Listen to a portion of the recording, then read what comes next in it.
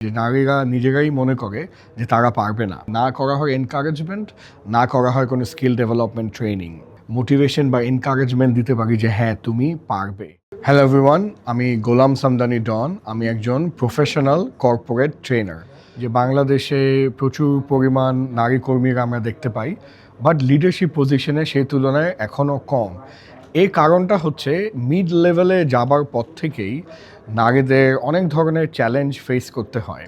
আমি আসলে ব্র্যাক এনজিওর জন্য একটি বিশাল 500 নারী কর্মীদের প্রজেক্টে অংশগ্রহণ করি, যেখানে আমি ছিলাম লিড ট্রেনার। এবং আমি এই প্রজেক্টটার নাম ছিল স্বপ্ন শক্তি সম্ভাবনা। এবং ওই প্রজেক্টে আমরা বিভিন্ন রকম রিসার্চ এবং এফজিডি করে আমরা ফাইন্ড আউট করি যে প্রথম বাধাটা হচ্ছে সীমাবদ্ধ বিশ্বাস, লিমিটিং বিলিভ, যে নারীরা নিজেরাই মনে করে যে তারা পারবে না।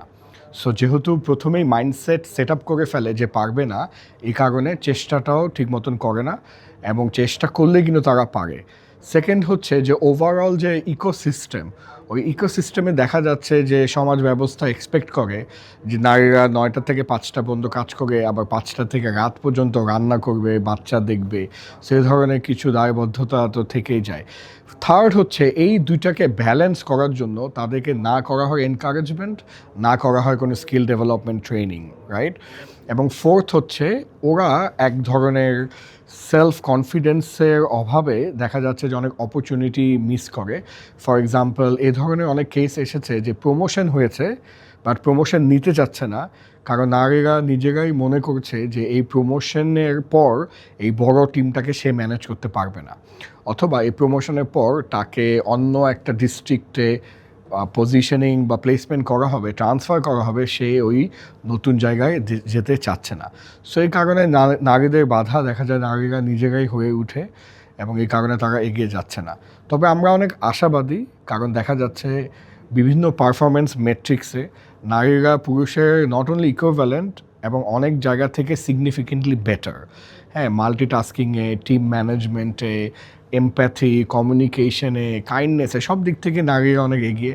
সো যত বেশি নারী কর্মীরা আমরা লিডারশিপ পজিশনে পাবো, ততই ইন্ডিভিজুয়াল অর্গানাইজেশন এবং ওভারঅল নেশন এগিয়ে যাবে। তো আমি একটু আগে এই বাধাগুলোর কথা তো বললাম, যে সীমাবদ্ধ বিশ্বাস, পারিবারিক দায়বদ্ধতা এবং স্কিল সেট বা ওই ধরনের মাইন্ডসেট ট্রেনিংয়ের অভাব।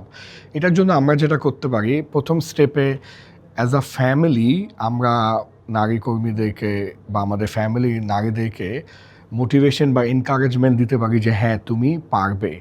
সেকেন্ড হচ্ছে সাপোর্টিং হ্যান্ড হিসাবে কাজ করা। নারী যখন অফিস করছে, নারী যখন কাজে ব্যস্ত, তখন পার্টনারের অনেক বড় একটা ভূমিকা থাকে তার প্রতি সাপোর্টিভ বিহেভিয়ার আনা। যে এই জিনিসটা চিন্তা করা যে যদি নারী অফিসে যায় তাহলে বাচ্চাকে কে দেখবে। সো বাচ্চার স্কুল ডিউটি, বাচ্চার কোচিং ডিউটি, এই কাজগুলোকে একটু ভাগ করে নেওয়া, এবং ভাগ না করতে পারলে সাপোর্ট স্ট্রাকচার তৈরি করা।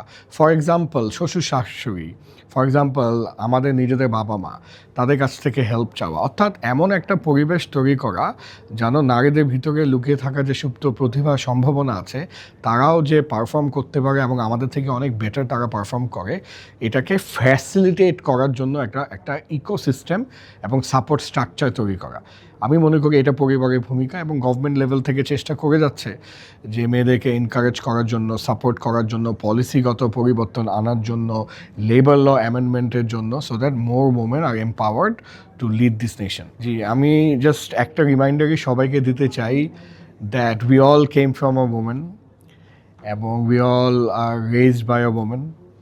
এবং বাংলাদেশে অনেকগুলা ব্যাংক, এনজিও এবং বিভিন্ন প্রতিষ্ঠানের লিডাররা এখন ওমেন। আপনারা জানেন যে বার্জারের MD is a definitely a women. আপনারা জানেন যে ট্রাস্ট ব্যাংকে হুমায়রা আপা ছিলেন, এখন উনি লঙ্কা বাংলার এমডি। আপনারা জানেন হুবাবা দোলা ওরাকেলের এমডি, যেটা কিনা ওয়ার্ল্ডের one of the biggest tech multinational. So এই ধরনের প্রচুর উদাহরণ আছে নারী নেতৃত্বের বিভিন্ন ফিল্ডে। এবং আমার প্রতিষ্ঠানগুলোতেও আমার নারী ম্যানেজাররা অনেক বেটার পারফর্ম করছে। আমাদের একটা বাচ্চাদের একাডেমি আছে, দেশের প্রথম এবং একমাত্র life skill academy for children, যেটা একটা অল ওমেন টিম। এটা আসলে আমার ওয়াইফ কো ফাউন্ডার। তো তার একটা ভিশন ছিল যে আমার টিমের সবাই নারী কর্মী হবে। So it's all women, there is no guy, I am the only guy যে কিনা কো-ফাউন্ডার, এই বাদে বাকি manager, executives, everyone is a women. So তারা কিন্তু কাজ করে যাচ্ছে।